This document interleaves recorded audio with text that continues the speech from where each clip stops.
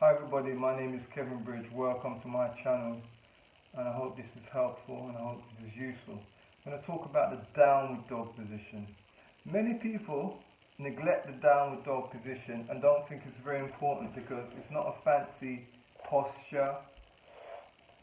They don't think it's significant, but the benefits from the downward dog is immense. Physically, it stretches the Achilles, helps you get flexibilities in the ankle, stretches your calves and stretches your hamstrings, and then it also stretches the back muscles along with the spine, and it helps to open the shoulders and opens chest muscles. And the mind, because the head is inverted, it should be a calming posture on the mind. And it's also our resting position. So when you go to the downward dog position when you're doing your sun salutations, that's your resting position from all the movements you've done prior to that in your sun salutations. So people neglect this and think it's not important, but it's very important, especially if you want to do more advanced practice where you float forwards from the downward dog.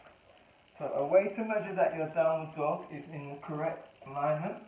Come on all fours, spread your fingers and thumbs flat, very important. Do not bend the thumb. A lot of people bend the thumb. Have them flat on the mat and the palms. Have your wrists in line with your shoulders, and then have your knees in line with your hips, hip width apart. Curl the toes from that position, and as you inhale up and you come into the downward dog position, that is the position you should be in. Now whether you can get the legs straight and get the feet flat to the mat or not, this is the position you should be in. Okay? Now most people make the mistake of keeping the legs straight and the back straight. When the back is not straight, it's rounded. So if you have a tight back, lower back, you're going to be rounded and your hamstrings are tight. You're not going to hold this position correctly. So the first thing you should try to do is hold this position bent leg.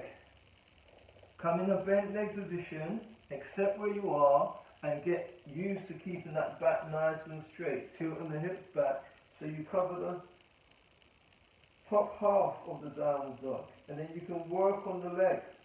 Work on stretching your hamstrings more and stretching your calf muscles, and eventually you will come back to that position you will. Another thing is that a lot of people don't realize the importance of taking the hips back.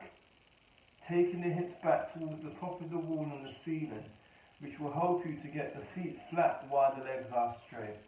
So it's all about the movement as well. You inhale up, and as you exhale, just take that hip back.